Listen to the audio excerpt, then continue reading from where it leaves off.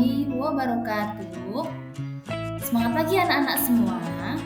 Sudah siapkah hari ini kalian belajar? Marilah kita awali pelajaran hari ini dengan membaca doa bersama-sama. Bismillahirrahmanirrahim.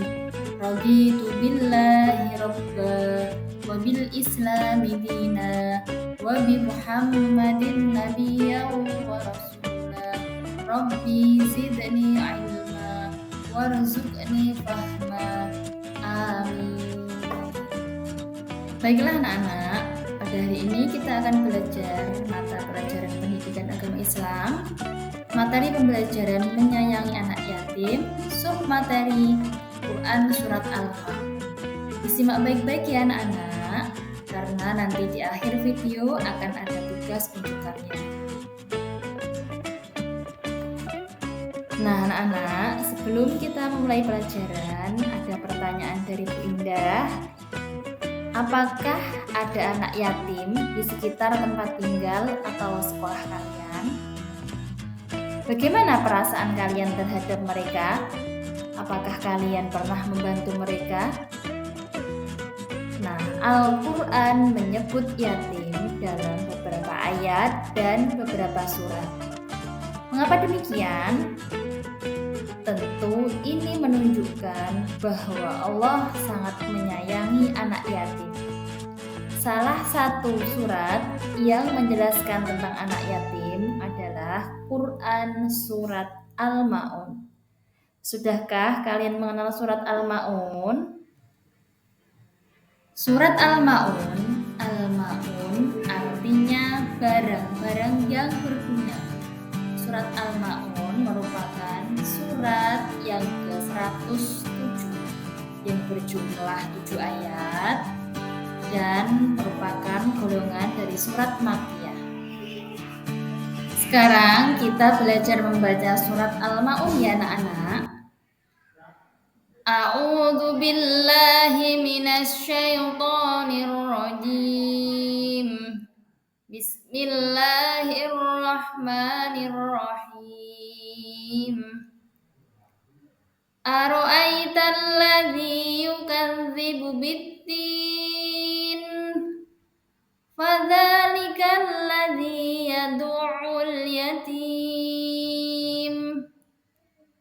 wa la yahuddu 'ala ta'amil miskin.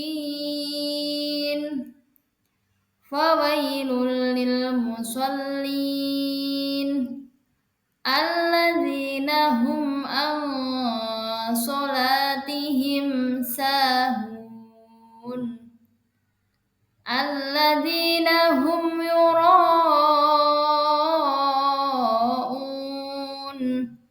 wa yamna'unal ma'un.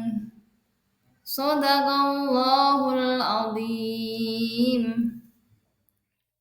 Nah, setelah kalian bisa membaca Quran Surat Al-Ma'un dengan baik dan benar, sekarang kita akan belajar mengenal hukum bacaan mim sukun yang ada dalam Quran Surat Al-Ma'un. Perhatikan peta konsep berikut ini. Hukum mim mati itu ada 3. Yang pertama, ikhfa syafawi. Yang kedua, idgham mutamasilain. Dan yang ketiga, idhar syafawi. Untuk penjelasannya, simak uraian berikut ini ya anak-anak. Ikhfa syafawi yaitu apabila ada huruf mim sukun berhadapan dengan huruf ba. Cara membaca ikhfa syafawi yaitu dengan suara yang samar antara mim dan ba pada bibir.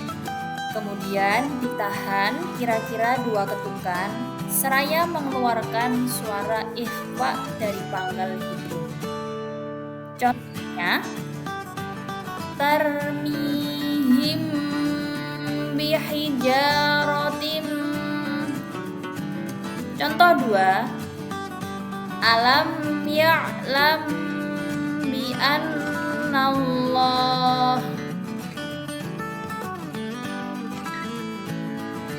Yang kedua, idgham mutamatsilain, yaitu apabila ada mim sukun bertemu dengan huruf mim.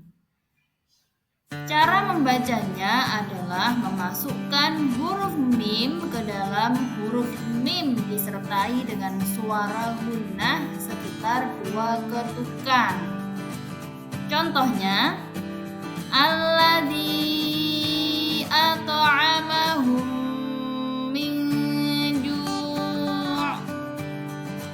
Contoh 2, wa amanahum min khauf. Yang terakhir, idhar syafawi, yaitu apabila ada mim sukun bertemu dengan salah satu huruf hijaiyah selain huruf mim dan ba.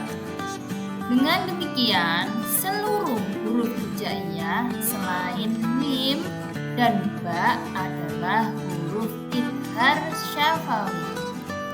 Cara membacanya dengan jelas, di bibir dan mulut tertutup tanpa dipanjangkan. Contohnya, alladzina hum an sholatihim sahun. Contoh 2, alladzina hum yura'un.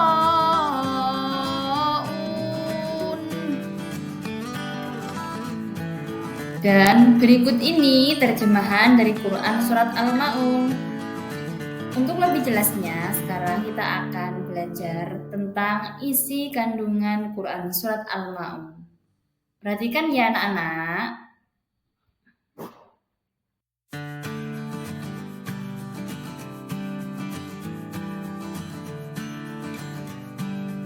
Pada ayat pertama, Allah bertanya kepada Nabi Muhammad tentang siapakah orang-orang yang mendustakan agama. Oleh Allah dijawab pada ayat kedua bahwa para pendusta agama itu adalah orang yang menghardik anak yatim. Maksudnya apa menghardik anak yatim? Yaitu mereka yang menyakiti hati anak yatim, berbuat zalim kepada mereka, dan menggunakan hak anak yatim secara tidak adil. Pada ayat ketiga ini masih berkaitan dengan ayat pertama, yaitu tentang para pendusta agama.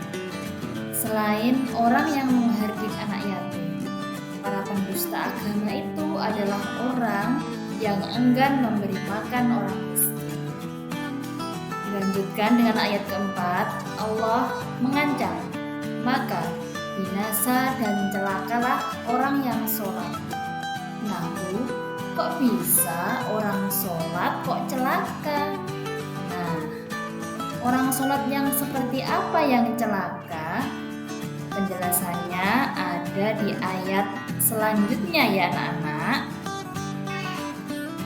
Menjawab pertanyaan dari ayat keempat tentang siapa sih orang yang sholat tapi kok celaka?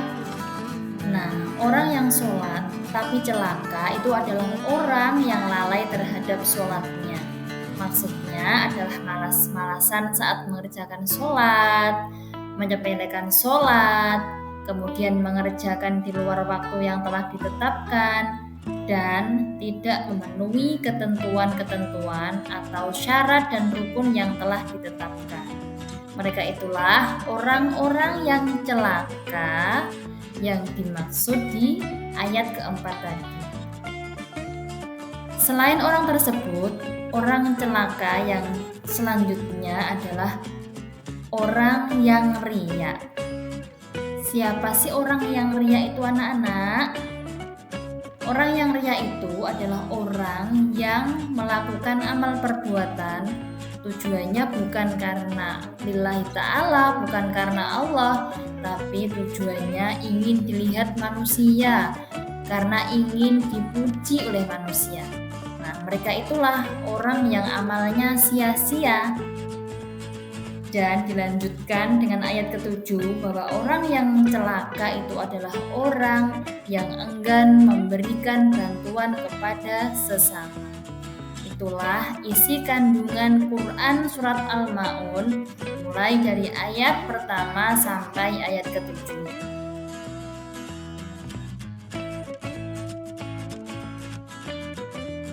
Pesan indah dari Quran Surat Al-Ma'un yang pertama yaitu manusia harus memiliki kepedulian terhadap anak yatim. Kepedulian terhadap anak yatim adalah salah satu bentuk nyata dari ajaran Islam yang menekankan pentingnya kasih sayang, kebersamaan, dan tanggung jawab sosial. Dengan memberikan perhatian dan dukungan kepada anak yatim, kita tidak hanya membantu mereka mencapai kehidupan yang lebih baik, tetapi juga memenuhi salah satu kewajiban kita sebagai Muslim melalui berbagai tindakan nyata seperti donasi, perhatian, dan layanan kesehatan. Kita bisa memberikan dampak positif yang signifikan bagi kehidupan mereka. Pesan indah yang kedua yaitu hendaknya manusia memiliki rasa empati terhadap fakir miskin. Anak-anak yang baik, tahukah kalian bahwa Allah Subhanahu wa Ta'ala sangat menyukai orang-orang yang memiliki hati baik dan peduli terhadap sesama? Salah satu cara menunjukkan hati yang baik adalah dengan memiliki rasa empati, yaitu perasaan ingin membantu orang lain yang sedang kesusahan seperti fakir miskin. Nah, bagaimana caranya? Seperti memberi makanan, memberikan pakaian, mengumpulkan sumbangan, dan mendoakan mereka. Pesan indah yang terakhir yaitu sholat dengan khusyuk semata-mata karena Allah. Dengan cara sholat tepat waktu, tidak menunda-nunda waktu sholat, kemudian menjalankan sholat sesuai dengan syarat dan rukun yang telah ditetapkan, dan yang terpenting menjalankan sholat semata-mata hanya karena ingin mendapatkan ridha Allah, bukan karena ingin dilihat manusia atau karena ingin dipuji manusia.